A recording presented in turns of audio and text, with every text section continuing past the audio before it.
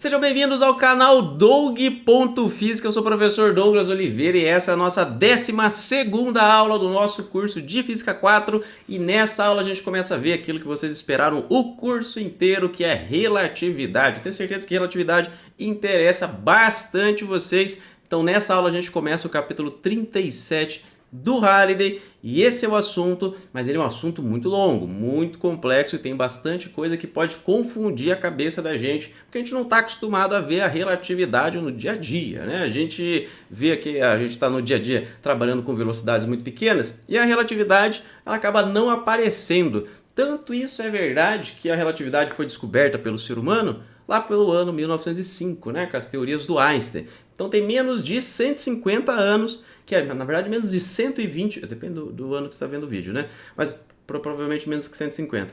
Menos que 150 anos que a humanidade sabe que existe a relatividade, porque é bem distante do nosso dia a dia, mas apesar disso, os cientistas já consideram a relatividade todo dia, já é uma coisa cotidiana, já tem várias aplicações que utilizam a relatividade, então não é uma coisa assim, será que no futuro vai ter relatividade? No atual já tem relatividade, mas é difícil a gente perceber ela no nosso dia a dia. E é por isso que é confuso e tem uns resultados aí que parecem meio contraditórios, porque a gente tem aí que o tempo não é mais único, o tempo é relativo, e isso é uma coisa que a gente não consegue ver no nosso dia a dia. Então tem bastante coisa para ver nesse capítulo 37, eu vou separar ele em algumas partes aí, talvez 5 partes, talvez 4, talvez mais, talvez menos, mas vai ser mais ou menos isso. Nessa primeira parte, que é a aula de hoje, a gente vai ver um histórico. Eu vou contar para vocês. Primeiro eu vou começar mostrando um dos principais efeitos da relatividade para a gente ter esse contraponto entre a física clássica e esse comecinho aí da física moderna, para a gente ver o que está mudando aí, o que mostra que de diferente. Vou dar um spoilerzinho para a gente que a gente vai ver nas próximas aulas, só para motivar vocês. Aí depois eu vou fazer um histórico sobre a relatividade. Por que o Einstein percebeu que a física não estava dando certo? O que quer dizer a física não está dando certo? Por que ele teve que dizer que as transformações de Galileu não estavam 100% corretas? Por quê? O que estava acontecendo naquela época? E será que foi aceito logo de cara as teorias do Einstein? Será que sim? Será que não? Vamos ver isso na aula de hoje, então, capítulo introdutório. Aí depois a parte das contas, a dilatação do tempo, contração de espaço, soma de velocidades relativísticas, E igual a mc ao quadrado, vai estar tudo nessa série de aulas aqui sobre relatividade. Aí você escolhe a aula que você precisa. Se você tiver, eu recomendo, obviamente, você assistir todas as aulas, mas se você estiver procurando uma parte específica, procura lá no canal. Provavelmente, quando você tiver assistido, já vai ter todas as partes lá, e aí você vê a parte que mais te interessa. Mas vamos começar a aula de hoje tentando fazer um paralelo aqui sobre o que a gente vê no nosso dia a dia e o que a relatividade mostra pra gente. Então vamos começar aqui falando um pouquinho de mecânica newtoniana, que é aquela que a gente conhece. Então, a mecânica newtoniana. Vamos tentar fazer um paralelo entre a mecânica newtoniana e a mecânica relativística. Então, vamos colocar um carro aqui, ó. Eu já separei alguns desenhinhos para ficar mais fácil e mais rápido para a gente. Então, tem um carro aqui e tem um observador. Então, o carro aqui e tem um observador aqui, ó. Vou colocar o observador aqui, ó. Tá aqui o observador. E aí vamos supor que esse observador tá parado. E aí, peraí que tá difícil pegar todas as imagens aqui. Esse observador ele tá parado, tá aqui parado, ó. E aí esse carro, vamos pensar assim, o velocímetro do carro está mostrando 100 km por hora. Então, do nosso conhecimento aqui, a gente entende que a velocidade dele está a 100 km por hora, não é isso? 100 km por hora. Então, esse observador aqui, ó, o de amarelinho, ele está parado. Quando ele olha o carro se mexendo, qual é a velocidade que ele vai perceber o carro se mexendo? Resposta óbvia, a gente está falando aqui de mecânica newtoniana, que é aquela que a gente conhece. Então ele vai falar para a gente também 100 km por hora, não é isso? 100 km por hora. Beleza, até aí todo mundo concorda. Vamos fazer agora uma segunda experiência. Vamos colocar o motoqueiro aqui, ó. E aí esse motoqueiro, ele também está andando aqui, ó. Então ele também está vendo o carro. O pedestre agora não interessa mais, mas ele está vendo o carro. E aí essa moto aqui, ó, o pedestre vendo a moto, vamos supor que a moto está andando a 60 km por hora. 60 km por hora. Então lá no velocímetro da moto está aparecendo 60 km por hora. A pergunta que eu faço é: qual é a velocidade que o motoqueiro vai ver o carro agora? Eles estão indo na mesma direção. De novo, vou repetir aqui. O carro está indo 100 km por hora para a direita, vamos supor, e aí o pedestre fala, ó, 100 km por hora, tô vendo aqui, ó, tô vendo, né, tô com o radar aqui da polícia, marcou 100 km por hora. Aí do lado do carro, na mesma direção, na pista do lado, tá andando a moto, que tá 60. Qual é a velocidade que a moto vai ver o carro? Então, você perguntar pro motoqueiro, obviamente, a gente aprende isso lá em Física 1, a velocidade que ele vai ver o carro é a diferença das velocidades, que é 100 menos 60, então ele vai dizer pra gente 40 km por hora, não é isso? Então essa é a ideia, a gente sabe isso do nosso dia a dia. Vou só escrever isso formalmente para a gente já começar a entrar nos nossos jargões aqui da relatividade. De novo, relatividade é um assunto que demanda tempo para você pegar ele, você entender que tem bastante coisa que aparentemente não faz sentido. O nosso universo não faz sentido muitas vezes, né? Por que não faz sentido? Porque a gente analisa do ponto de vista da gente ser humano, né? Pro próprio universo, provavelmente ele mesmo sempre se acha com sentido, né? Então no referencial 1, vamos chamar de referencial 1 desse cara aqui, ó, referencial 1. No referencial 1, qual que vai ser a velocidade? A velocidade vai ser igual a 100 km por hora, né? 100 km por hora.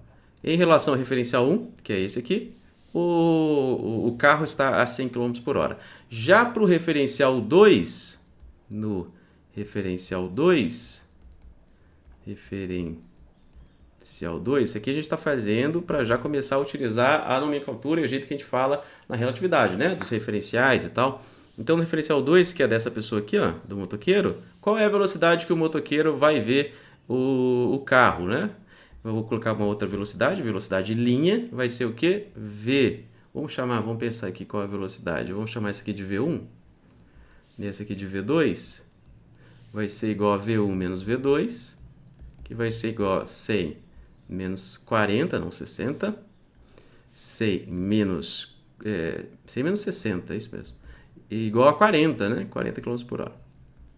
Então, do ponto de vista do referencial 2, ou referencial linha, você pode chamar como você quiser, a velocidade deu 40 km por hora. Então, isso daí, todo mundo sabe, a gente aprendeu a fazer isso lá atrás, é isso que a gente está acostumado. Agora, na mecânica relativística, vai ter um negócio que a gente não está acostumado a ver. Eu vou fazer um exemplo parecido aqui, ó. Tinha que trocar a cor, né? Eu vou fazer um laranjinha aqui embaixo para mostrar que é o outro tópico aqui. Agora, na mecânica relativística. Na mecânica relativística, a gente vai fazer um segundo experimento, mas, de novo, a gente só consegue perceber a mecânica relativística quando a gente está em altas velocidades. É por isso que nós, seres humanos, acabamos não conseguindo perceber direito os efeitos.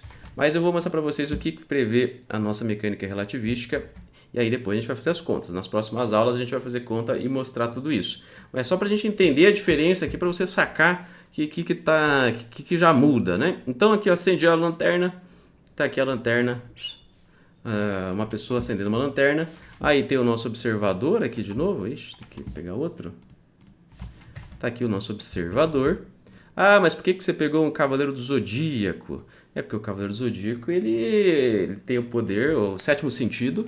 É o sentido da... É o sétimo ou é o sexto? Sétimo sentido... Ou é o sexto sentido? É o sétimo, né, gente? É o sétimo sentido, que é o da velocidade da luz. Então, a única pessoa que conseguiria ver a velocidade da luz seria o Cavaleiro do Zodíaco. Por isso que esse é o exemplo aqui, né? Se fosse uma pessoa normal, não conseguiria ver.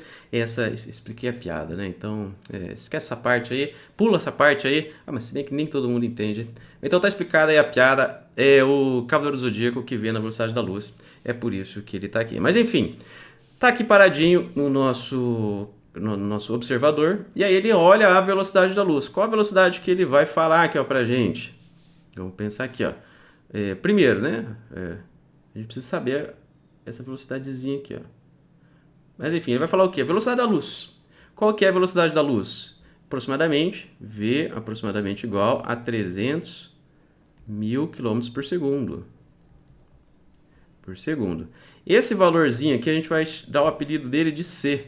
Depois eu vou escrever aqui Czinho, tá? Não C maiúsculo, Czinho.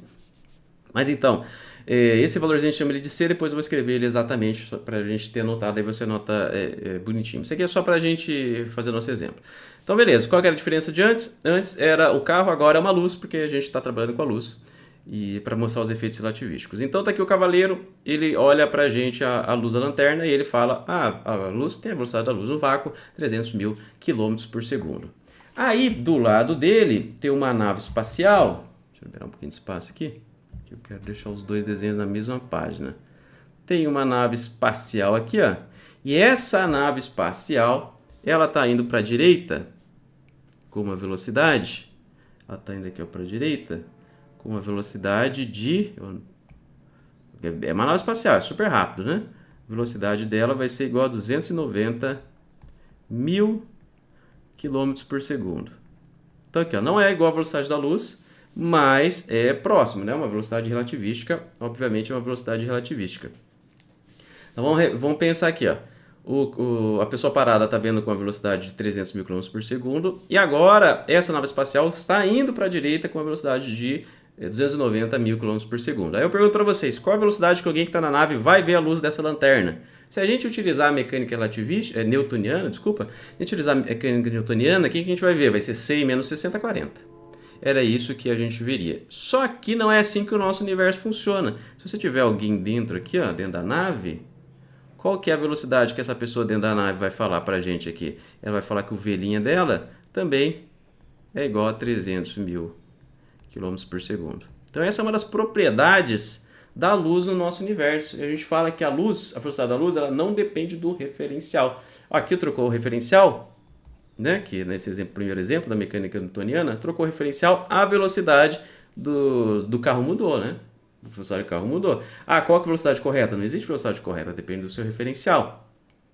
Agora, existe um elemento aí na nossa natureza, no nosso universo, que é a luz, que são as ondas eletromagnéticas aí, que a gente tem, os fótons, a luz não precisa ser só a luz visível, né? Pode ser infravermelho, raio-x e assim por diante. E aí a gente tem esse ente no nosso universo em que a velocidade dele não depende do referencial. Então não depende do referencial. Essa é uma das propriedades que a gente tem no nosso universo. E esse fato sozinho da velocidade não depender do referencial, só sabendo disso, percebendo isso, e aí a gente vai ter algumas consequências, que vai ser a dilatação do tempo, a contração do espaço, a quebra de simultaneidade, que são as coisas que a gente vai começar a ver nos próximos capítulos. Então, só partindo dessa ideia, que ideia que é essa? Só partindo dessa ideia de que a velocidade da luz ela é independente do referencial, que é uma coisa absurda para a gente, porque no nosso dia a dia a gente vê a mecânica newtoniana, a gente não consegue ver isso, a gente não consegue ver a velocidade da luz, é muito difícil, a velocidade da luz é muito rápida, a gente não consegue ver.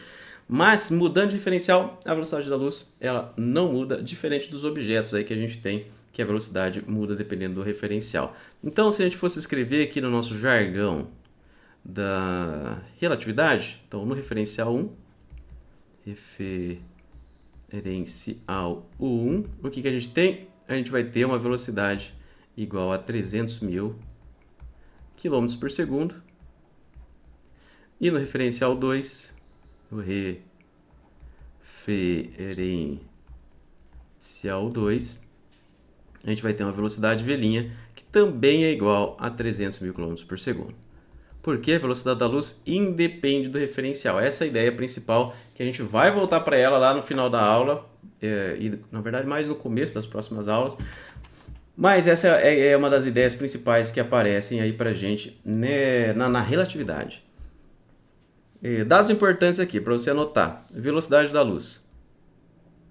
A velocidade da luz vai ser igual a 299.792, não precisa saber de cor, mas deixa anotado que é legal.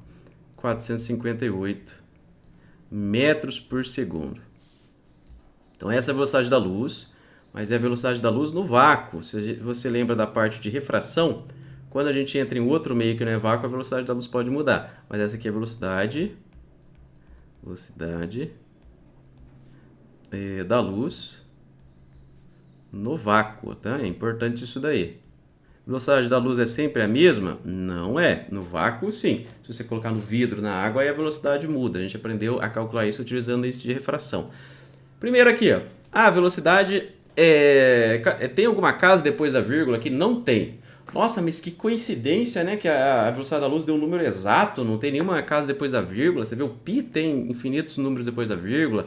A gente tem as outras constantes também, massa do elétron, carga do próton, tudo cheio de casa depois da vírgula. Por que a velocidade da luz não tem nenhuma casa depois da vírgula? Porque os cientistas eles mudaram o valor do metro para que essa velocidade da luz seja exata. Então é meio que roubado essa velocidade da luz ser exatamente esse valor. O que foi feito?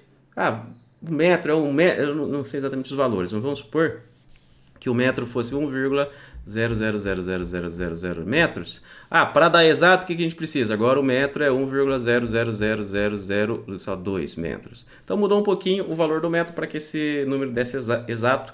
Então o valor do metro é definido a partir da velocidade da luz. Por isso que deu exato essa constante aqui para a gente. Não tem caso depois da vírgula, é um valor exato. É grande esse valor, essa velocidade da luz? É grande ou é pequena, né? Uma coisa aqui que a gente vai aparecer bastante, eu vou aproximar isso aqui várias vezes por 3 vezes 10 na 8 metros por segundo, tá? Então, aproximadamente 3 vezes 10 na 8 metros por segundo. Aqui estava em quilômetros por segundo, por isso que tem menos zeros aqui, tá? Mas, enfim, a velocidade da luz aqui, a nossa aproximaçãozinha que a gente vai utilizar, 3 vezes 10 na 8 metros por segundo. Beleza. Essa velocidade é rápido ou não é? Então, eu vou escrever algumas coisas aqui pra gente que a velocidade da luz pode alcançar, daí você me diz se é rápido ou não. Então ela dá 7 voltas e meia na Terra em 1 segundo. Então, vamos pensar. 7 voltas e meia na Terra em 1 segundo. É rápido ou devagar? Rápido, né? Vamos pegar algo maior agora aqui então. A velocidade da luz ela leva para a gente ir do Sol para a Terra em 8 minutos e 20 segundos. Ainda é rápido? É rápido, né? Porque o Sol é bem longe, 8 minutos é pouquinho, né? Porque 8 minutos eu levo para ir no meu trabalho, por exemplo. Então vamos aumentar a escala. A gente ainda está no sistema solar. Vamos pegar da Terra até o Sol mais próximo, a outra estrela mais próxima que a gente tem, que é Alpha Centauri. Alpha é com P, né? Centauri. A luz da Terra chega em Alpha Centauri, ou melhor, Alpha Centauri chega na Terra, né? Porque essa aqui é uma estrela, em 4,3 anos. Então aqui já começa a demorar, não é? Da Terra até da estrela mais próxima até a Terra, levou quanto? 4,3 anos. Aí já começa a ficar longe. E é essa estrela mais próxima. Se eu não me engano, se você estiver assistindo aquela série, como que é? O Problema dos Três Corpos, os ETs provavelmente vêm daqui, né? Eu não li o livro, mas acho que eles devem vir de Alpha Centauri, porque é aproximadamente 4 anos de distância, 4 anos de luz de distância, aproximadamente aqui. Mas é uma série ruim, não assista. O Problema de Três Corpos é uma série ruim porque você fica o tempo, se você é físico, né? Você fica o tempo todo esperando eles falarem pra você como que... Não, sem spoiler, não tem spoiler, tá? Eles ficam... Começar de novo. Na série Três Corpos, na série O Problema dos Três Corpos, tem a gente que é físico fica esperando o tempo todo eles mostrarem a solução para ter essa comunicação entre as duas estrelas, né? Entre o planeta Terra e o planeta dos ETs, porque ela acontece em tempo real. Aí a gente fica pensando, a velocidade da luz é o que limita as comunicações no universo. Então, como que o autor conseguiu pensar em algo? Você fica curioso, deve ter sido uma solução muito legal que ele criou. E aí a resposta é magia, né? E aí já perde toda a graça. Mas não é magia, eles falam que tem uma tecnologia. É uma tecnologia que não segue as leis do universo, ou seja, magia. E aí perde toda a graça, né? Por isso que é uma série ruim, se você gosta de ficção científica, porque essa é toda a sacada do universo aqui, toda sacada da comunicação interestelar. Esse é o problema principal, é a velocidade da luz. Se você manda uma mensagem da Terra, ela só vai chegar, na melhor das hipóteses, em Alpha Centauri daqui 4 anos. E aí, para o cara responder, mais 4, então 8. Então é como se fosse antigamente, como o pessoal mandava carta, né? Mandava cartas, o navio até chegar e voltar demorava semanas, meses, a ideia é a mesma. E aí como é que o autor do livro e da série soluciona esse problema? Com magia. E então não é mais uma série científica, né? Mas enfim, e se a gente chegar na galáxia mais próxima, a galáxia como é que é? Galáxia anã do Cão Maior. Galáxia anã do Cão Maior. Cão Maior. Então a galáxia mais próxima aqui é o que a gente tem, então vamos tentar aqui se comunicando dentro da nossa própria galáxia com uma estrela, que é a estrela mais próxima, que é a Alpha Centauri. Aí, para a galáxia mais próxima, é a galáxia anã do Cão Maior, vai levar, eu anotei aqui, ó, liberar um espacinho aqui, 25 mil anos. 25 mil anos. E aí eu pergunto para vocês, velocidade da luz é rápida ou é devagar? Essa é, né, o grande problema das comunicações interestelares, as comunicações entre galáxias. Não tem como, é muito longe e a gente sabe até hoje, a não ser que mudem as regras do universo, e a gente não foi avisado disso ainda, sei que mudem as regras do universo, não tem como você se movimentar ou mandar, não existe nada que seja mais rápido do que a velocidade da luz. Então não tem nada mais rápido do que a velocidade da luz, então não existe maneira de você se comunicar com uma galáxia, nem o tempo de vida do ser humano, por exemplo. Isso é completamente inviável. Então, a velocidade da luz, para a gente que está aqui na Terra, parece rápido, mas do ponto de vista do universo, a velocidade da luz é extremamente lenta, bem lentinha, e que ela limita e a gente não consegue se comunicar com outras civilizações se existirem, não é isso? Então tá aí o probleminha aí, que até o momento não tem resposta.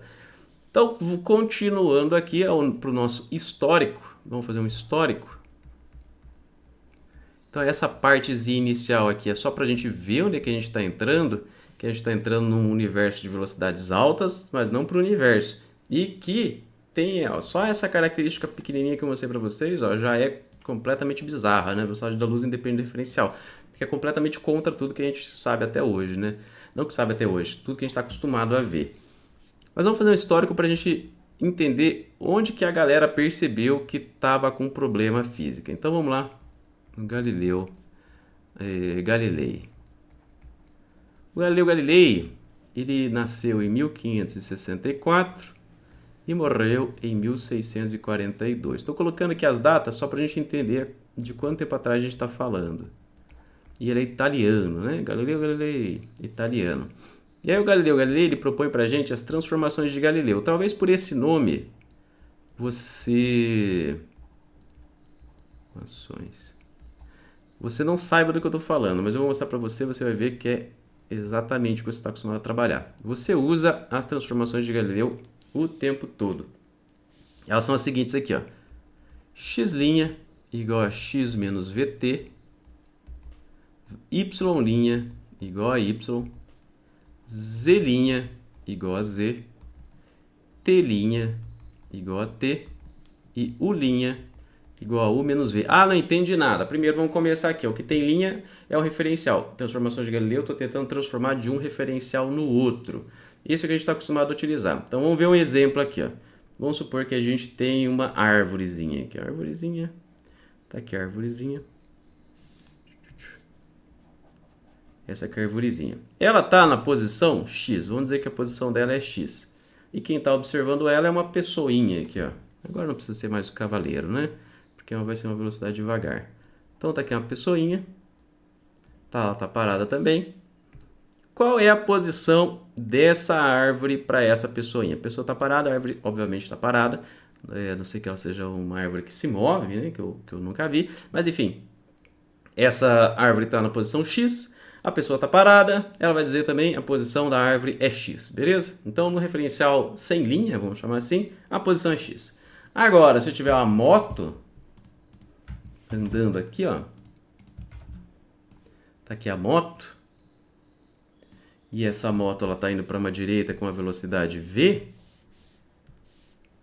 essa moto tá indo para a direita com a velocidade v, qual vai ser a posição da árvore para o motoqueiro? Para o motoqueiro, qual vai ser a posição da árvore? Então, para o motoqueiro, a posição da árvore, ó, a posição da árvore para ele é x, porque ele é o referencial linha. Vai ser aquela posição inicial, x, menos o VT. Por que menos o VT? Porque conforme ele vai indo para a direita, a árvore vai indo para trás, né? Do ponto de vista dele, quem está indo para trás é a árvore. Então, a posição da árvore, que ele está vendo, é a posição inicial da árvore, menos o quanto a árvore foi para trás. Então, no referencial linha, a posição da árvore é x menos VT, que é o que você está acostumado a trabalhar. Então, para você, né, é isso que você está acostumado a trabalhar, as transformações de Galileu. Vamos de novo escrever aqui. É sempre bom a gente escrever, porque depois você, quando você for ler de novo, vai ficar confuso. Então, vamos fazer aqui, ó. Vamos trabalhar aqui, ó. Referencial. Referencial. Então, o que eu estou falando para vocês? No referencial do pedestre, no referencial do pedestre, a gente vai ter que a árvore está parada. A árvore está parada. E se ela está parada, eu estou dizendo para vocês que U igual a zero. Cuidado com U e com V, tá? Cuidado com U e com V. U é a velocidade aqui da arvorezinha. Já no referencial, a gente vai voltar para isso muitas vezes. No referencial da moto, referencial da moto, estou escrevendo rapidinho, por isso que ele está feia. A árvore está se movendo. A árvore está se movendo. Se movendo com velocidade. Velocidade. O linha. Vamos lembrar que o linha é igual a U menos V. Ou seja, nesse caso, como o U é zero, a velocidade, o linha vai ser igual a menos V. Não é isso? Então, é o que a gente está acostumado aqui a ver. Ele está vendo a moto se movendo com a velocidade para trás, com menos V. Então, a gente fez duas transformações de Galileu aqui. A gente viu a transformação da posição e as transformações da velocidade e percebe que faz sentido com tudo que você está acostumado. Cadê aqui? Engraçado. E aí o Galileu também introduz para a gente aqui um negócio chamado referencial inercial. Referencial inercial. Vamos ver o que é isso. Agora tá feio, né? Vou escrever mais bonito aqui. Pera aí, vai ficar melhor. Então, referencial inercial. O que vem a ser um referencial inicial? A gente tem no referencial inercial que a aceleração é zero. Essa vai ser a nossa definiçãozinha aqui. A aceleração é zero caso não existam. Foi o Galileu que definiu o referencial inercial? Pode ser. Caso não existam forças agindo. Forças agindo. Então, vamos pensar aqui, referencial inercial. Se não tem nenhuma força agindo, não pode a minha caneta sair voando sozinha. Essa é a ideia. Referencial inercial, ó, se não tem nada agindo, a gente não pode aqui, ó, do nada as coisas vão começar a se mexer, ganhar velocidade, do nada. Não tem como isso acontecer. Essa é a ideia. Só que aí, as transformações de Galileu elas só vão valer nos referenciais inerciais. Um referencial inercial seria, por exemplo, um carro acelerando. Se você está no carro acelerando e você joga uma caneta para cima, a caneta começa para trás, né? E aí essas transformações já não valem mais. Mas tem a coisa que agora é a mais importante aqui para a gente, que é o princípio da relatividade de Galileu. Da relatividade de Galileu. E isso aqui é super importante. E a gente vai discutir um pouquinho sobre isso. E ele fala pra gente que as leis da mecânica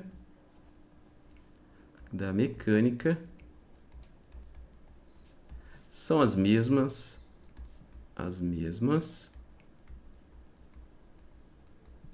em todos os referenciais inerciais. O que isso quer dizer? Os referenciais inerciais. O que isso quer dizer para a gente? Quer dizer o seguinte, se você está parado aqui, ó, você está parado, não é? Você está parado e você, sei lá, solta uma... Vamos pensar aqui, você solta uma maçã, você vai ver a maçã caindo.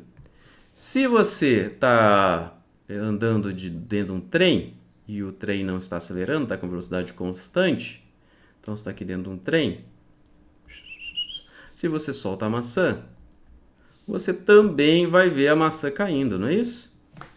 O que não pode acontecer? É bem meio bobo, na realidade, se a gente pensar aqui, o princípio da relatividade de Galileu. Ele é meio bobo, porque se a gente pensar, ele simplesmente diz pra gente, ó, se eu tô aqui fazendo meu experimento de física, que seja andando, pulando, jogando a moeda, que seja, vivendo, a pessoa que está andando de bicicleta, ela tem que ver a mesma coisa. É mais ou menos essa a ideia do princípio da relatividade de Galileu. Não dá para eu, que estou aqui parado gravando vídeo para vocês, fazer, sei lá, soltar uma bolinha, ou então levantar e sair correndo. Aí eu vejo uma coisa, aí você que está do outro lado do país lá, assistindo, de repente começa as coisas a ficar de ponta cabeça, você joga uma bolinha para baixo, a bolinha sai voando para cima. Não é assim que funciona. O princípio da relatividade galileana vai dizer que as leis da física são as mesmas para todo mundo. É basicamente essa a ideia. É claro que a gente só vai conseguir descrever isso matematicamente se a gente tiver corretamente, se a gente tiver num referencial inercial. Se a gente não tiver no referencial inercial, aí a gente tem que adaptar isso com o que a gente percebeu. Mas enfim, o princípio da relatividade de Galileu, basicamente ele fala pra gente que as leis da física têm que ser as mesmas em todos os lugares. Super simples, né? E aí depois a gente vai fazer um contraponto com o que deu errado. E a gente vai fazer um contraponto depois com a teoria do Einstein. Então vamos lá, bem besta, o princípio da relatividade de Galileu, as leis da mecânica são as mesmas em todos os referenciais, então não tem como a pessoa que está andando de bicicleta ver algo diferente de uma pessoa que está parada, se a velocidade for a mesma. Vai ver tudo igual. Vamos então andar um pouquinho mais aqui na nossa história. Vamos para Isaac Newton. Então vamos para Isaac Newton. Isaac Newton. O Isaac Newton, só para ver quanto tempo que a gente andou, a gente está de 1645 a 1727. Aqui ele está no Reino Unido. Reino Unido. Então a gente andou quanto tempo aqui? A gente estava de 1600 agora para 1700, mais ou menos 100 anos, né? Mais ou menos 100 anos depois, Isaac Newton é um dos físicos mais importantes de todos os tempos, provavelmente o mais importante de todos os tempos, o que mais contribuiu. Ah, mas e o Einstein? Na minha opinião, o Newton ele contribuiu mais do que o Einstein, né? É que o Einstein é um pouco mais recente, então tem coisas mais legais assim que a gente vê. Mas o Newton ele fez praticamente o primeiro ano inteiro de engenharia, né? Ele desenvolveu o cálculo, leis de Newton, gravitação universal, coisa pra caramba para uma pessoa só.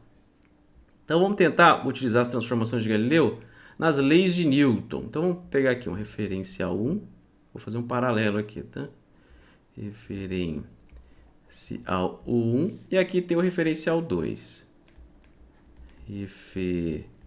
Referencial 2. Então tem os dois referenciais, referencial 1 e referencial 2. Segundo a lei de Newton, vamos escrever ela de uma maneira simplificada, que todo mundo lembra. No referencial 1, força igual a massa vezes aceleração. Eu acabei de falar para vocês que as leis da mecânica são as mesmas em todos os referenciais inerciais. E aí eu quero saber como que essa lei vai aparecer para a gente no referencial 2, entenderam?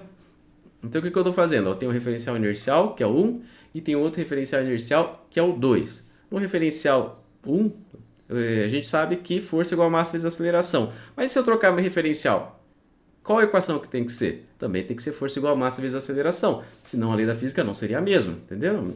Se eu mudar de referencial e a lei da física mudar, então o princípio da relatividade de Galileu não está funcionando. Vamos colocar algumas coisinhas que a gente vai precisar aqui, ó. No referencial 1, a velocidade de uma partícula, a gente vai chamá-la de U. Já no referencial 2, a velocidade, utilizando as transformações de Galileu, ela vai ser igual a U' igual a U menos V. Vamos supor que essa velocidade é constante, né? Porque senão a gente não estaria no referencial inercial. Constante. Então essa aqui é que a gente escreveu aqui, ó. Essa transformação aqui é de velocidades. Na verdade, que deveria ser um maiúsculo, né? Só escrevi isso aqui, ó. Foi isso aqui que eu escrevi. O U da esquerda tem que ser maiúsculo, que é esse U aqui, né? Senão é ultra velocidade, aí não vale. Então tá aqui. Só utilizando as transformações de Galileu. Com isso eu consigo achar a aceleração. A aceleração ela vai ser igual à derivada da velocidade em relação ao tempo. du a dt. Ah, mas não é dv a dt? É que u também é uma velocidade, né, gente? Já no meu referencial 2, a aceleração ela vai ser igual. Vamos fazer aqui a aceleração. Vai ser o A', que vai ser igual ao du' a dt', não é isso?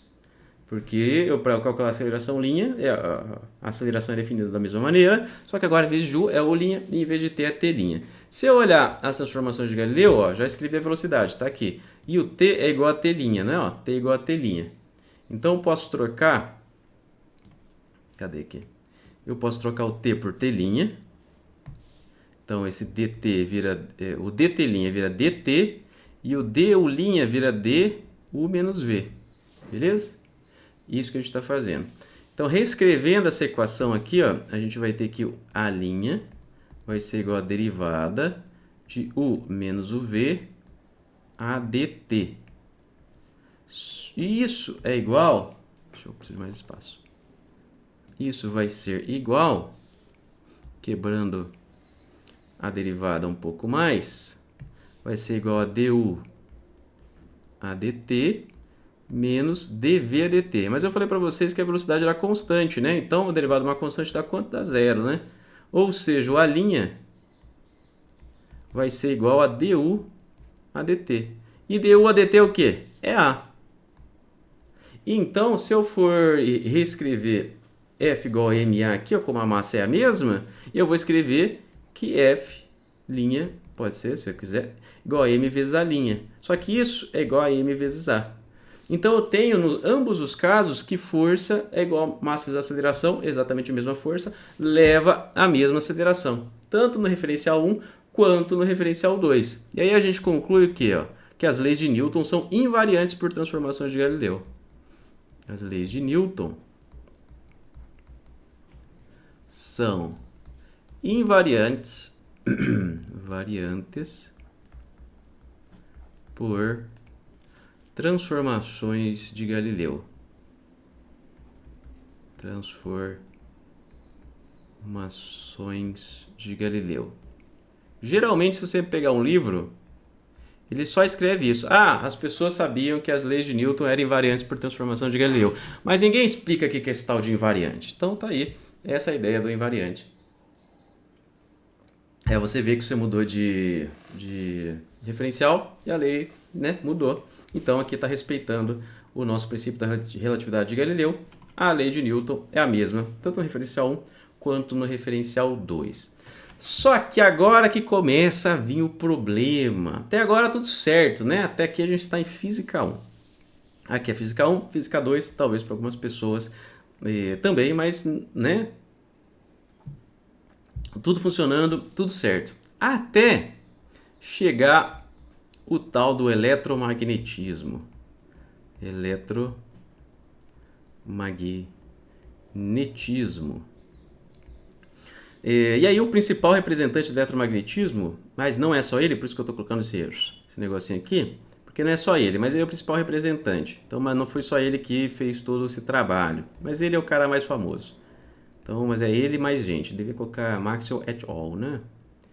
Ele agora já está em 1831 a 1879, ou seja, mais de 100 anos depois do Newton, e a gente continua no Reino Unido. Então, veja, a gente tem as transformações de Galileu que já estão vigentes aí há mais de 200 anos, né? Porque foi lá de 1600 leis de Newton 1700, comprovando aqui o princípio da relatividade de Galileu. E aí agora a gente já está em 1800 que vem o eletromagnetismo. E aí eu não vou fazer a conta, eu fiz a conta, tem vídeo no canal eu mostrando a conta exata, mas ele é bem mais avançado do que vocês precisam, que é um curso de física moderna já mais avançado. Mas se a gente pegar, vamos fazer o mesmo paralelo que eu fiz ali com as leis de Newton. Vamos pegar aqui no referencial 1. Referencial 1. E aqui o referencial 2. Vamos tentar fazer a mesma coisa. Referencial 2. Que a gente fez lá com força igual ao máximo de aceleração. Mas em vez disso, eu vou colocar a equação de onda que consegue ser deduzida a partir das equações de Maxwell. A equação da onda eletromagnética ela vai ser dada por dx ao quadrado menos... Não precisa saber isso aqui, tá, gente? É só para eu justificar. Por que a gente precisa... Onde que deu pau na física, né? dt ao quadrado igual a zero. Então, tá aqui a equação do campo elétrico, que a gente mostra que ele é uma onda eletromagnética. Aqui é a equação de onda para o campo elétrico. Se a gente pegar um referencial 2, de novo, tem no canal, meio escondido, vai ser difícil de achar, mas você consegue achar, tem essa dedução, eu fiz lá em outro vídeo, mas não é do que você necessita, precisa de um cálculo muito mais avançado aqui, e é mais chatinho e não vai te servir para nada. Mas se a gente tentar escrever aqui num referencial 2, vai ficar assim a equação. Vou só copiar aqui. Vai ficar d quadrado e' a dx ao quadrado, dx' ao quadrado. Ah, até agora deu certo. Então, espere.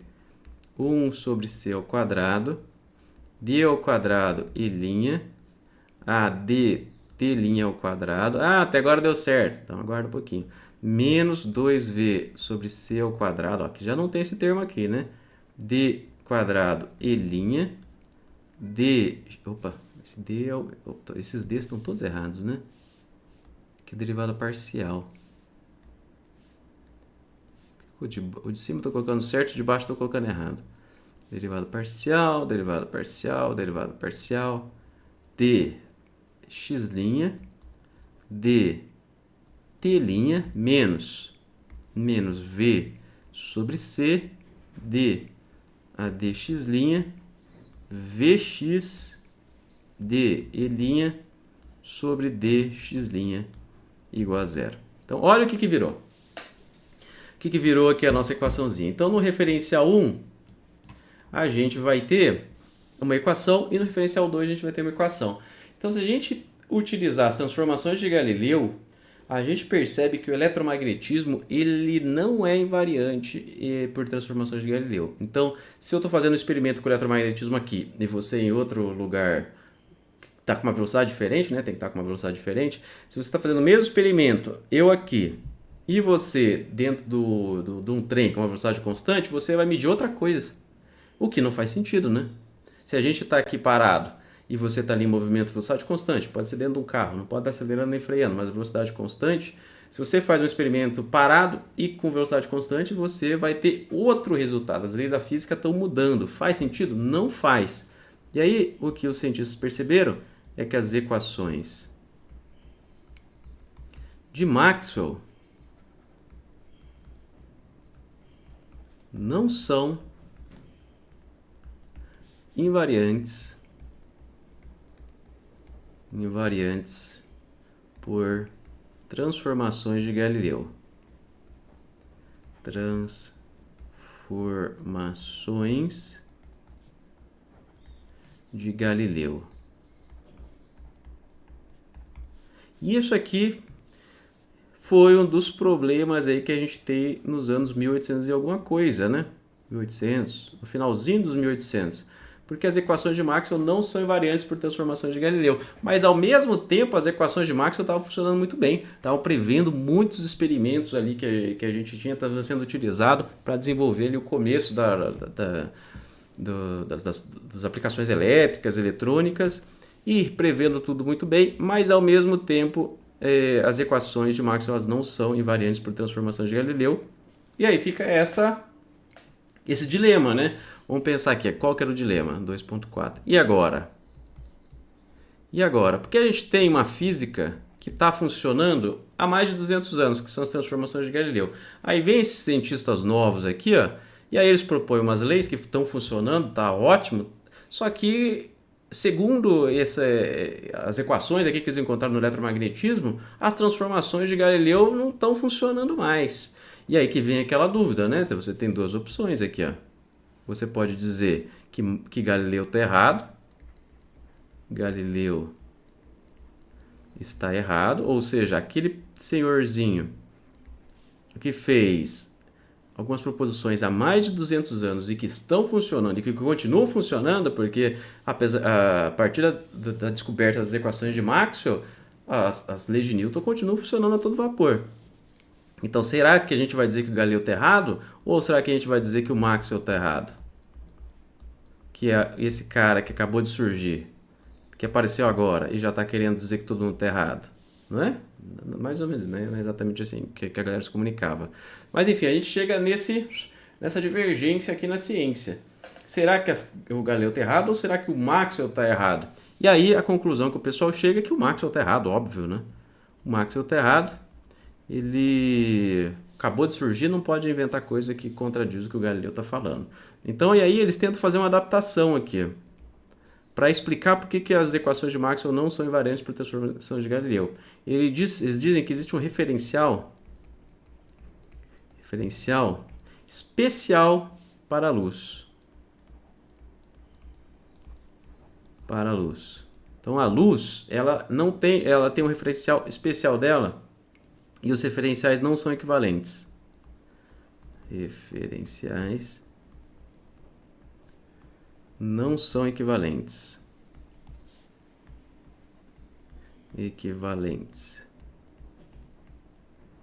Então, quando eu estou trabalhando com coisas que envolvem luz, ou seja, eletromagnetismo, os referenciais eles não se comportam da mesma maneira que eles se comportavam para a mecânica newtoniana, ou para Galileu, que seja. Os referenciais agora para a luz, eles são diferentes. A luz tem referenciais diferentes. E aí a gente pode imaginar tipo assim, ó, uma pessoa, deixa eu desenhar aqui de azul, é como se fosse assim, ó. Peraí, vou tentar representar a ideia. É a ideia do éter, tá? Então se a gente tiver uma pessoa paradinha aqui, ó, a pessoa está parada, ela vai dizer que a velocidade da luz é um valor C1. Já se a pessoa ela tiver em outro referencial, que a gente tem esse tal do éter, ela vai dizer outra velocidade para a luz, vai dizer uma velocidade C2. Esse que está andando aqui é a velocidade do éter. Como se fosse uma onda levando as pessoas. Só que ela não leva as pessoas, leva só a luz. Do éter. E aí, com esse tal de éter, dá para a gente tentar modificar as equações de Maxwell, né? Ver elas de uma maneira diferente para que elas sejam invariantes pelas transformações de Galileu. É essa a ideia. Aí só anotando aqui o referencial do éter seria o referencial especial. Referencial especial. Então, o que era a proposta da época aqui? A proposta da época é que vamos pensar assim, que todo espaço ele é permeado por uma coisa chamada éter, que a gente não consegue sentir, não consegue tocar, nada. Ele só altera a luz, a velocidade da luz. Então, é como se a luz ela se propagasse nesse tal do éter. Seria o meio material, vou ficar bem entre aspas isso, o meio material no qual a luz era transportada. Igual o som, né? O som ele precisa do ar para se mover. A luz precisa do éter para se mover. E dependendo da velocidade desse éter, a velocidade da luz vai mudar. Era essa a proposta que estava vigente naquela época. E aí a física, essa beleza da ciência, é que alguém propôs, vão aceitar? Não vão aceitar, vamos testar, né? E aí a gente chega no famoso experimento de Michelson e Morley. Michelson e Morley. Então agora, qual que é a ideia? De novo, vamos repetir aqui que a aula de hoje é só uma introdução, né? Vamos só falar de historinha. A gente tem a proposta lá do Galileu, lá em 1600, a gente tem as transformações de Galileu, que é aquela da moto andando, todo mundo sabe trabalhar, e aí ele fala pra gente que às vezes a mecânica elas tem que ser a mesma em todos os referenciais inerciais. Não dá para eu ter uma física aqui, o cara que está andando de ônibus ter uma física diferente. Aí veio o Isaac Newton, propõe as leis de Newton, invariantes em relação às transformações de Galileu, tudo certo, tudo tranquilo. Só que aí em 1800 veio o eletromagnetismo e o eletromagnetismo não é invariante por transformações de Galileu. Aí o que a galera fala? Em vez de dizer que a pessoa que surgiu agora, que está certa, e o cara que fez uma física que está durando há mais de 200 anos está errado, vamos dizer que quem começou agora é que está errado, né? Essa é a ideia óbvia, né? Quem que chegou agora é que tem que mostrar que o outro está errado, e não o inverso, né? Não é a ciência que está vigente que tem que mostrar que a nova está errada, é a nova que tem que mostrar que a antiga está errada. Então até aqui não dá para culpar a galera, os cientistas, tá? Porque é assim que as coisas têm que ser. Não dá pra gente aceitar toda a ideia nova que aparece. A ideia nova, ela tem que se mostrar que válida, tá? Então, a princípio, qualquer coisa nova tem que ter esse grau aí de ceticismo, né? Isso é assim que funciona a ciência. Aí, então, vamos testar essa ideia do éter. E aí a gente tem o experimento do Michelson e Morley. Super famoso. Cadê aqui, ó? E esse experimento do Michelson e Morley é em 1887, que era o experimento mais top da época, e ele tenta comprovar a experiência do éter. Então vamos anotar aqui, porque senão vai ficar escrito em lugar nenhum. Nossa, experimento com S. Ninguém me avisou? Experimento. Você vê que o português não é meu forte, né? Experimento para mostrar a existência do éter. Então, a galera estava tentando, propusemos éter, então vamos medir esse éter aí, né? E aí fizeram o experimento, que era o experimento mais avançado para a época, era a melhor tecnologia que tinha. Tem até uma foto dele aqui que eu peguei no Wikipedia, que era esse aqui, ó. É isso, esse é o experimento, essa foi a melhor foto que eu consegui. Mas vamos tentar entender o esquema dele, tá? Vamos tentar entender o esquema, o que estava acontecendo. Tem outras imagens aqui. Qual que é a ideia? A gente tem aqui, ó. Vou colocar aqui. A gente tem aqui um negócio que emite luz. O negócio emite luz. Aí aqui a gente tem um espelho que divide, então parte da luz vai para lá e parte vem para cá. Essa luz bate em outro espelho e volta, aqui ó, tá voltando. Bate e volta. Desenho de cores diferentes, mas a luz é a mesma, tá? Desenho de cores diferentes só pra gente entender melhor daqui a pouco. Ela bate nesse, os dois batem, na verdade esse aqui não bate, esse que bate nesse espelho e os dois feixes são direcionados para esse espectrômetro aqui, que a gente está vendo. Então o que ele faz? Vem a luz, tá aqui, divide em dois, ela bate e volta e depois ela se encontra de novo nessa paredinha aqui, e aqui que a gente viu o resultado. Qual que é a ideia? A gente vai ter, pode ter ou não, comprimentos diferentes. Só que, segundo a ideia do éter, se a gente alinhar, por exemplo, o experimento aqui, ó, um na direção do movimento da Terra e outro perpendicular, a luz ela vai estar se movendo com uma velocidade diferente, bem grande, no eixo. Vamos tentar desenhar para cá. Esse aqui seria, por exemplo, o eixo vermelho. A perninha vermelha, e esse aqui seria a perninha azul, tá? Perninha vermelha e perninha azul.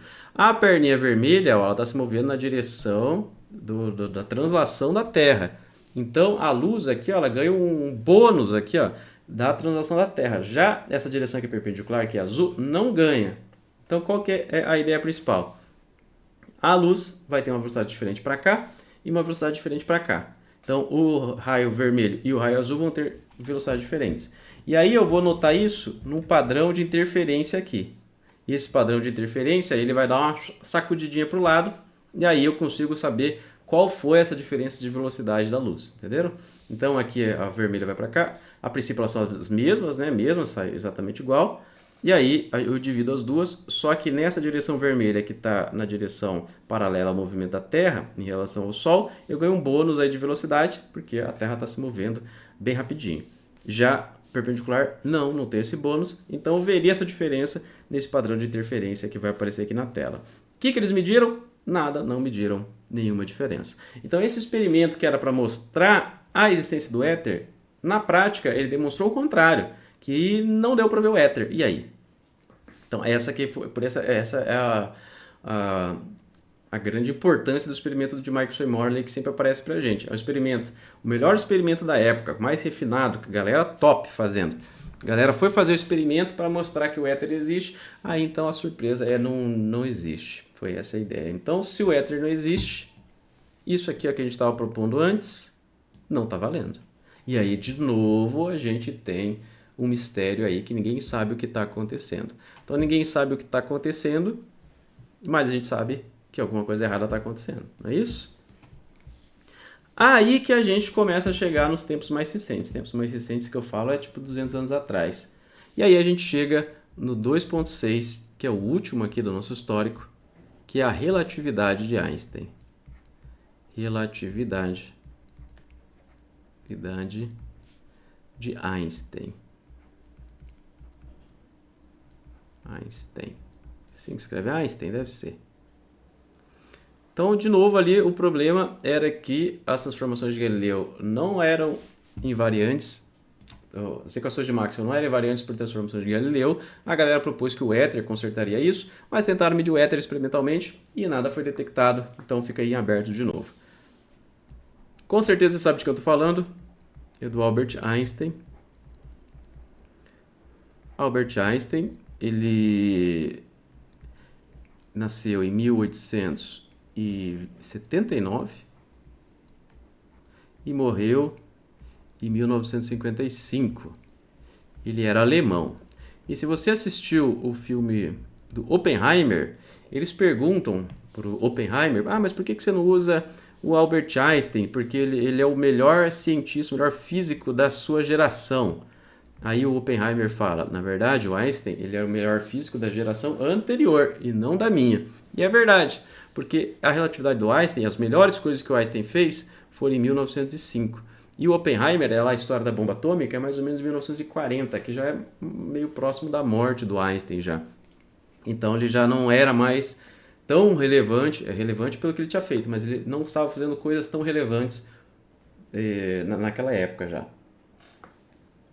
Mas na época dele, o Einstein foi top das galáxias, né? Porque só em 1905, as coisas que ele propôs foram o seguinte, ó, teoria da relatividade especial, que é o que a gente vai ver.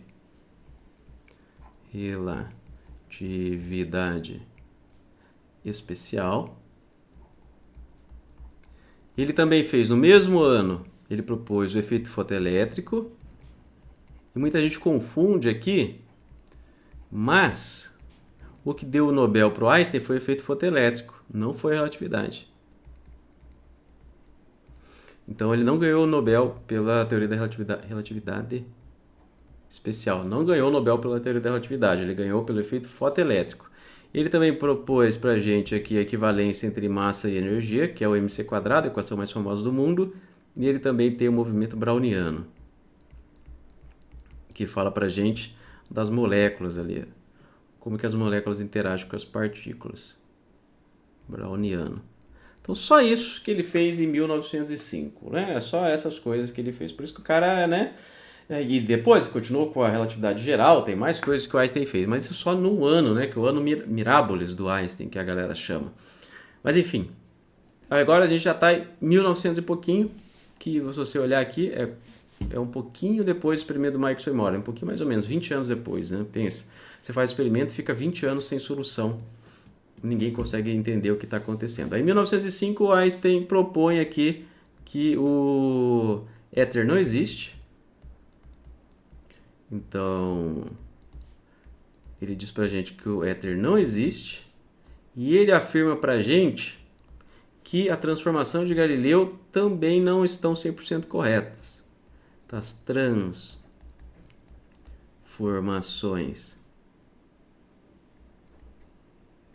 de Galileu são aproximações para baixas velocidades. Aproximações para baixas velocidades.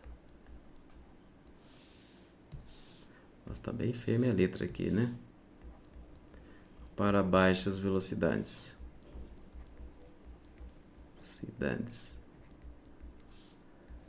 Então ele vai propor a solução aqui pra gente, e essa solução vai vir aqui na relatividade especial dele aqui, ó.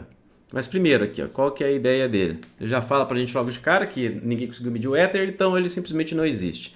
E aí ele fala, na verdade eu estou tentando ser educado aqui, mas o que ele está falando pra gente aqui é que as transformações de Galileu estão erradas. É isso que ele está falando aqui pra gente, só que com palavras mais bonitas, que falam só aproximações para baixas velocidades. Quer dizer que não vale sempre. Quer dizer que em certos momentos as transformações de Galileu estão erradas. É isso que ele propõe pra gente. Quer dizer também que essas teorias aí do Einstein foram aceitas logo de cara? Claro que não. Lembra, quem propõe a teoria nova é que tem que provar que ela está certa. Enquanto isso fica desconfiado, a gente vai ficar desconfiado. E aí ele propôs então pra gente a relatividade especial. E aí a gente vai ver mais ou menos atividade especial. E aí ele tenta consertar as transformações de Galileu. Então Einstein vai tentar consertar as transformações de Galileu porque ele disse que elas são aproximações para baixas velocidades. Então quais seriam as transformações que valem para todas as velocidades? E a gente vai ver isso nas próximas aulas. Mas vamos fazer uma introduçãozinha aqui à relatividade especial, que a gente também chama ela de restrita. E é engraçado porque geralmente você tem dois tipos, né, que a gente estuda, relatividade especial ou relatividade geral. A especial, ela é menos abrangente do que a geral. A geral é mais geral. Apesar da palavra especial parecer que ela é melhor, né, tipo a qualidade especial, mas não é. Especial quer dizer que ela é menorzinha, ela não tem a gravidade. A ideia principal é essa. A relatividade especial não trabalha com a gravidade, a geral inclui a gravidade, daí a gente tem a distorção do espaço-tempo. Nesse curso de relatividade, é relatividade especial. Relatividade geral é só para quem for fazer pós-graduação em física na área de relatividade. É uma coisa bem mais complicada para a gente ver. A gente só vai ver relatividade especial. E toda ela é baseada em dois postulados. Então vamos repetir aqui, ó. A gente estava com o problema lá das transformações de Galileu para o eletromagnetismo. Propuseram o éter, ninguém mediu o éter. E aí a gente tem em 1905, vem Albert Einstein, aqui também 1905, tá? Já está escrito aqui. Vem em 1905, 20 anos depois, o Einstein ele fala, de fato o éter não existe mesmo, e as transformações de Galileu elas são boas, mas só para baixas velocidades, para altas velocidades elas não valem. Então vou descrever uma nova teoria aqui para isso e eu vou me basear só em dois postulados. Então tem só duas coisas que o Einstein vai propor e tudo isso, toda a relatividade especial vai partir desses dois postulados. E essa é a magia aqui. A magia está aqui, ó. Quer ver? Ó? O primeiro postulado é super besta, que é o mesmo das transformações de Galileu. Ele fala pra gente que as leis da física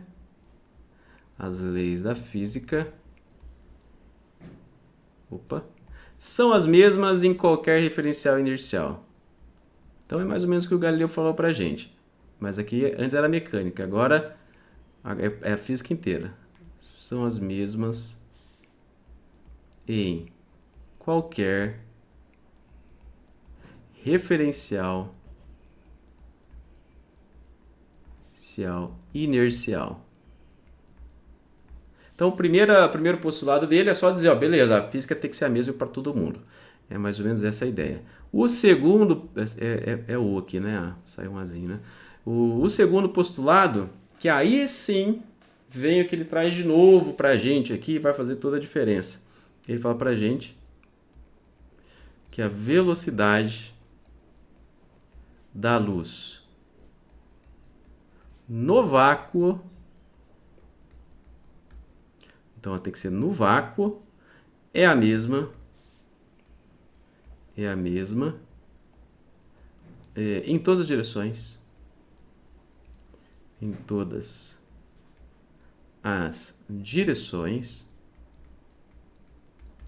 em qualquer referencial, em qualquer referencial. Que é o primeiro exemplo que eu parti da aula de hoje, né? Que era o exemplo lá da espaçonave, que a velocidade da luz não vai mudar.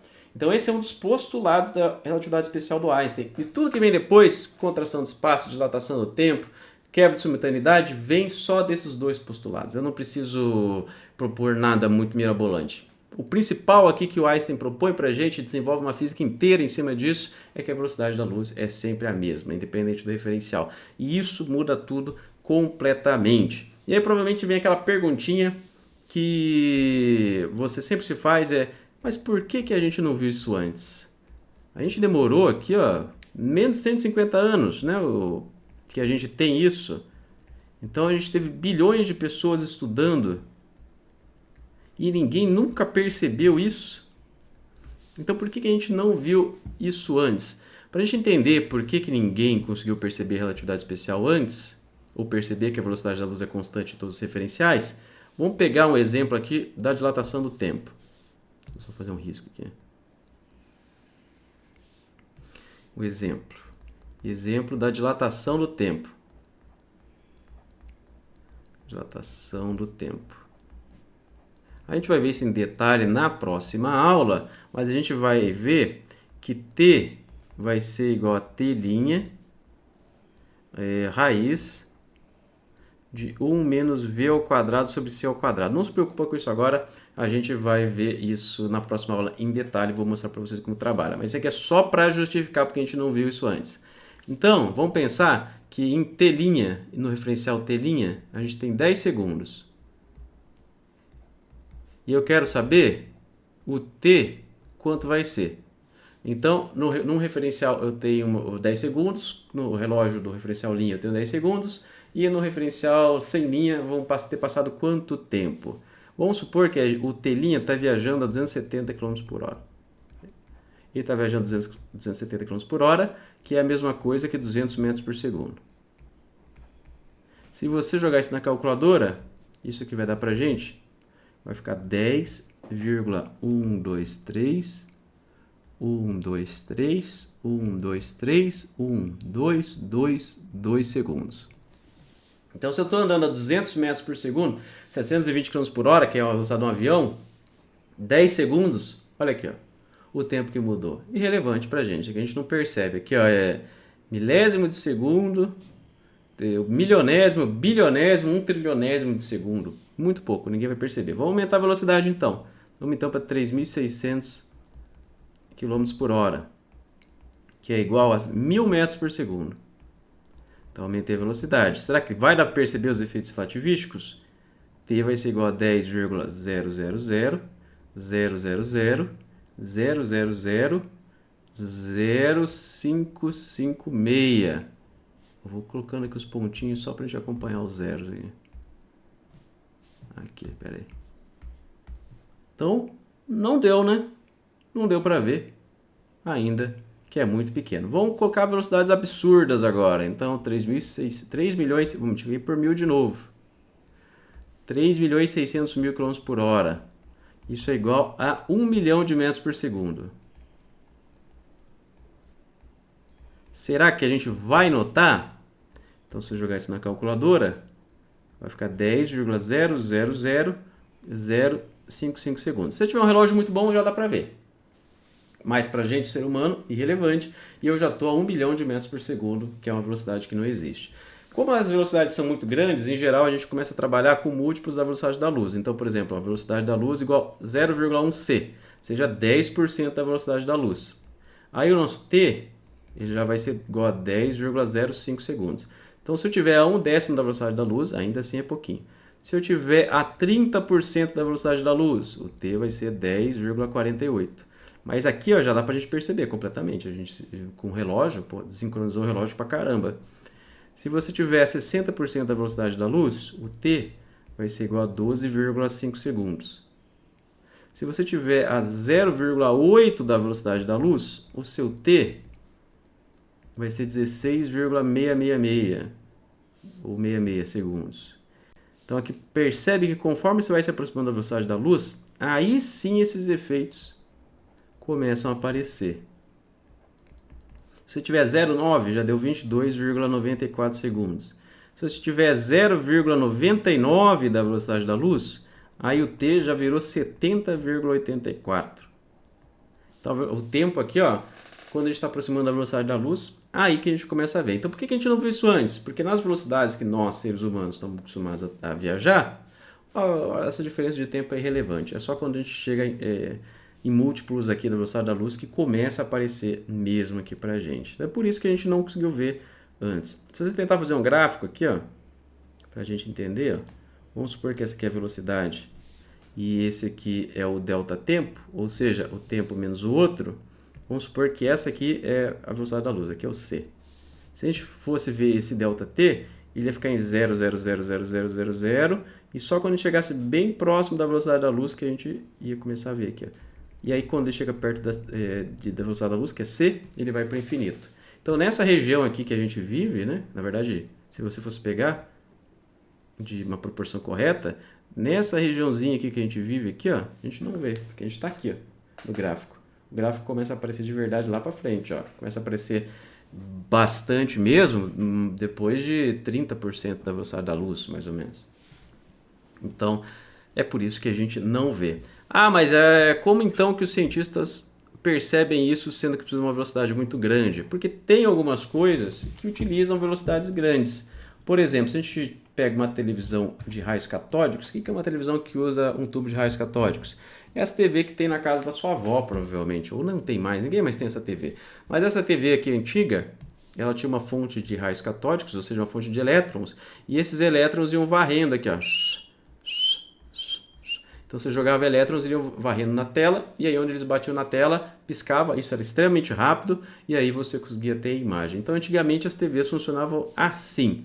A velocidade desses elétrons aqui é de aproximadamente 0,3 C. Então, já naquela TV lá da sua avó, que ninguém mais tem, de tão velho que está, o elétron já está 30% da velocidade da luz aproximadamente. Então, existem essas velocidades no dia a dia, mesmo na casa das pessoas, mas a tecnologia já ficou um pouquinho para trás.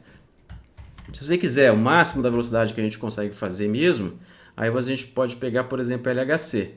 O LHC... ele é aquele acelerador de partículas que faz parte do CERN. Olha, ele pega... quantos quilômetros que é? Ele tem 27 quilômetros aqui de perímetro. Aqui, ó. 27 quilômetros. E aí ele fica girando, acelerando hadrons, né? Porque o LHC é Large Hadron Collider. Hadron é tipo próton, por exemplo, nêutron. E aí, ó, ele pega a velocidade no LHC. Vou anotar aqui no LHC. A velocidade do próton, que ele acelera, não é só próton, mas ele pega os prótons, e a velocidade que eles aceleram, a velocidade de 0,99999990C. Então isso aqui é a velocidade que os cientistas já trabalham. Preciso me preocupar com relatividade? Ou se preciso, o tempo, 10 segundos aqui 10 segundos vira 70 mil segundos. Então o próton... quando passa 10 segundos para o próton que está girando, para a gente passou 70 mil segundos. Então passa muito pouco tempo para o próton que está girando, porque ali o tempo, né, de tão rápido que ele gira. Então essas velocidades relativísticas, elas existem, a gente usa no dia a dia, televisão, por exemplo, a televisão tem que se preocupar com isso, mas se a gente não está falando de tecnologia, a gente volta 100 anos no tempo, nada disso aparecia, por isso que ninguém percebeu. E aí a gente tem o Albert Einstein que tenta resolver esse problema da ciência e propõe pra gente que a velocidade da luz é constante. Nas próximas aulas a gente vai ver, vai aprender a fazer conta com isso. Então a gente vai partir desses postulados do Einstein e a gente vai fazer conta e a gente vai ver o que isso vai acabar acarretando pra gente. E é isso, até a próxima aula.